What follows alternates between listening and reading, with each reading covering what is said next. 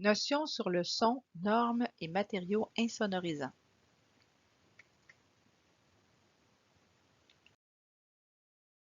Il y a deux types de bruits dont il faut tenir compte. Alors, il y a les bruits d'impact. C'est quoi les bruits d'impact? C'est ce qui résulte d'un choc. Alors, ça peut être des talons, ça peut être aussi des sauts qui vont être répétitifs, ça peut être aussi quelqu'un qui cogne sur le mur avec un marteau. Alors ça va se transmettre par les murs et les plafonds, puis ça va se propager dans toute la structure.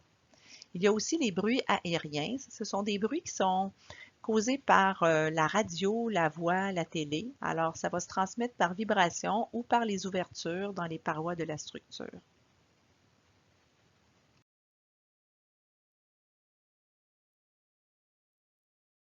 Quelques points à retenir qui vont vraiment avoir une incidence sur l'insonorisation d'un bâtiment.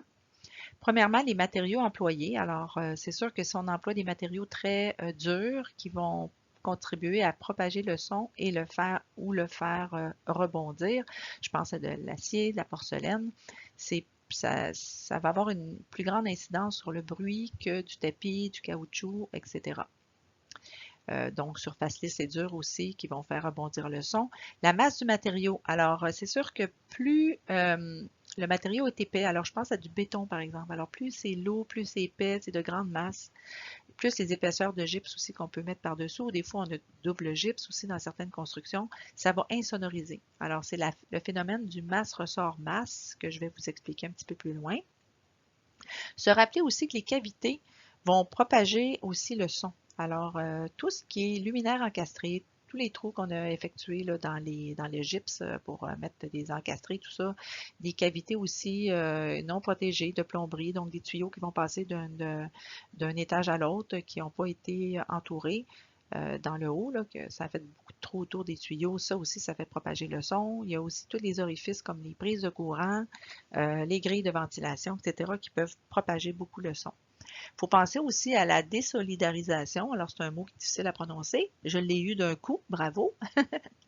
Alors, il faut éviter le contact avec les matériaux rigides de la structure et les finis de plancher. Alors, il faut penser à faire installer des membranes parfois entre ben, ça aide beaucoup, c'est de plus en plus demandé d'ailleurs, là, disons, entre un plancher d'ingénierie puis un, un contreplaqué ou un béton, on va demander que ce soit qu'il y ait des membranes qui sont installées.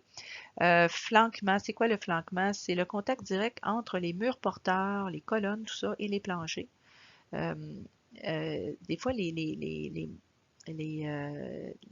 il va y avoir un petit flanquement, c'est-à-dire un petite vibration qui vont se faire entre les deux, puis ça va faire en sorte que ça va propager le son. Donc, on demande d'insérer une membrane aussi à ces points de contact-là.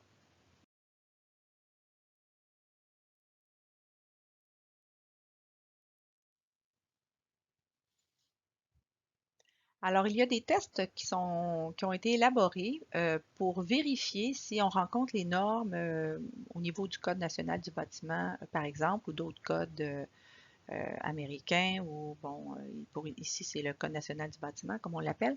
Et ces tests-là ont été élaborés par l'American Society for Testing and Materials.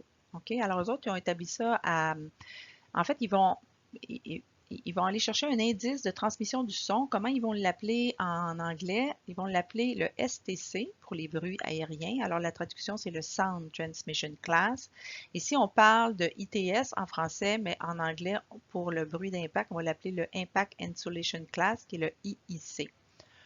Bon, que vous reteniez pas tous ces acronymes-là, c'est pas nécessairement important, mais au moins, quand vous allez les voir, peut-être vous allez vous souvenir de cette notion-là. Si vous regardez, quand j'ajoute une lettre en avant de ces acronymes avec un F, ça veut dire que je parle de field. Qu'est-ce que ça veut dire field?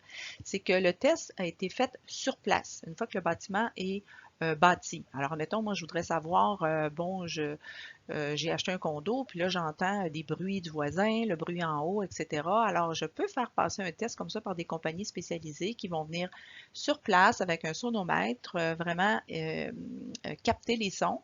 Et puis après, ils vont voir comment ils peuvent remédier à la situation avec des matériaux acoustiques, etc. Alors, quand il y a un F, c'est que le test a été fait sur place. Et quand il n'y a pas de F, c'est que le test a été fait en laboratoire dans les mêmes conditions. Alors en français, vous allez voir l'indice de mesure, c'est ITS, indice de transmission du son. Alors c'est un indice, comme on a dit tantôt, qui est un indice de mesure en valeur absolue, obtenu par ces deux tests-là dont je viens de vous parler. On va aller voir un petit peu plus loin. Quels sont ces tests-là?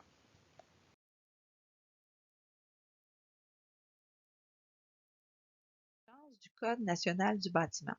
Alors, on exige un ITS, donc un indice de transmission du son de 50 pour les bruits aériens. Et pour les bruits d'impact, c'est un indice de transmission du son de 55 qui est exigé. Alors, idéalement, on recherche 60 pour les bâtiments moyens de gamme, donc supérieurs aux normes exigées. Et je fais référence à ça, disons, toutes les constructions de condos en ce moment, les nouvelles constructions aussi à étage, on exige des normes autour de 60 parce que les gens recherchent des bâtiments de toute façon insonorisés, c'est obligatoire. Les salles de conférence, si vous faites des projets de bureau, on recherche des indices ITS d'environ 50.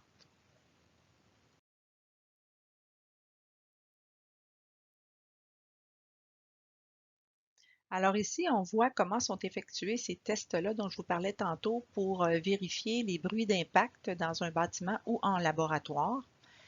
Alors sur la gauche, vous vous rappelez que le bruit d'impact c'était représenté avec l'acronyme anglais IIC. Donc si on met FIIC, alors on va essayer de voir quel est l'indice justement du bruit dans ce bâtiment-là qui est existant. Alors, ça représente quoi? On peut s'imaginer que c'est un duplex avec des locataires en haut bon, on a des chaises, des jouets d'enfants, des pas, du rebondissement, des jouets, etc. Au niveau du sous-sol, on a peut-être des appareils aussi qui vont faire des claquements, donc qui vont produire des sons qui vont, eux, se répercuter sur les structures. Et puis, à l'étage du rez-de-chaussée, ben, on a peut-être d'autres éléments aussi qui vont faire du bruit. Alors ça, à ce moment-là, on est capable de mesurer avec un sonomètre l'indice de transmission du son. Ici, sur la droite, on va reproduire des conditions semblables et puis on va installer une machine qui va faire des chocs. On appelle ça une machine à choc normalisé qui va faire un son rose ou un son blanc. Donc, c'est une répétition là, qui va faire du claquement, tout ça.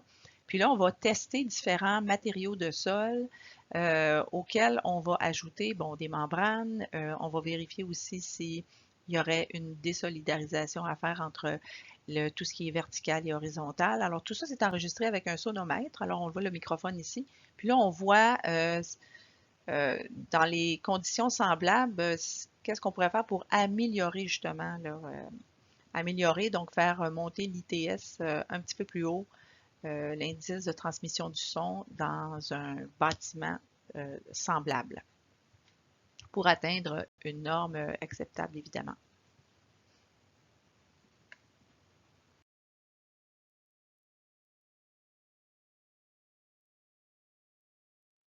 Alors ici, c'est l'autre test dont je vous parlais tantôt, qui s'appelle en fait, c'est le facteur STC, alors qui va mesurer tout ce qui est sound transmission. OK, donc, c'est tous les bruits aériens dans le bâtiment ou en laboratoire.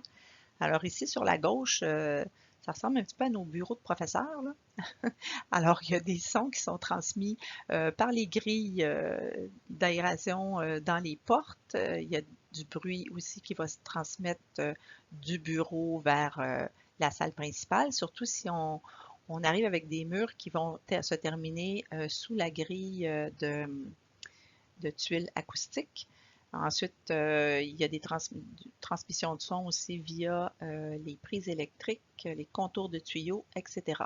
Alors ça, ce sont des bruits aériens, comme on disait tantôt, tout ce qui est voix, télé, etc. Trompette, si on répète notre trompette au travail. Alors ça, c'est mesuré sur place, donc on parle d'un test qui va s'appeler le FSTC. Et à droite, c'est l'équivalent en laboratoire. Alors on va reproduire avec une source de bruit un peu les mêmes conditions. Et là, on va ajouter, comme on a vu précédemment, des revêtements, des membranes. On va essayer d'aller chercher le plus de calfeutrage possible, de la désolidarisation au niveau aussi des jonctions de sol et de cloisons verticales ou de plancher et de cloisons verticales.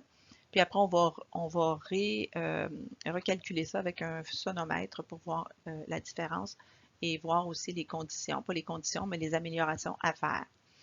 Alors, juste une petite conclusion ici, dans le choix de vos matériaux, il faut vérifier les conditions des tests car ils peuvent dépendre d'autres facteurs. Alors, parfois, dans nos fiches techniques, on voit des tests qui ont été faits, mais il faut voir dans quelles conditions. Habituellement, ils sont faits dans des laboratoires, là. Alors, le type d'assemblage plancher-plafond, aussi, c'est important aussi à voir ce qui a été fait à ce niveau-là. La présence d'un plafond suspendu dans l'assemblage testé. Donc, alors, c'est sûr que si vous faites un test comme celui qui est sur la gauche sur place, dès qu'il y a un plafond suspendu avec des tuiles acoustiques, déjà, on va gagner beaucoup au niveau de la non-transmission du son, en fait, au niveau là, de la norme à atteindre. Alors, ça va aider beaucoup. Ça peut aller jusqu'à 10 à 14 points de plus. Autres matériaux acoustiques impliqués dans l'assemblage testé aussi, qui va faire une différence aussi au niveau de l'indice de transmission du son total.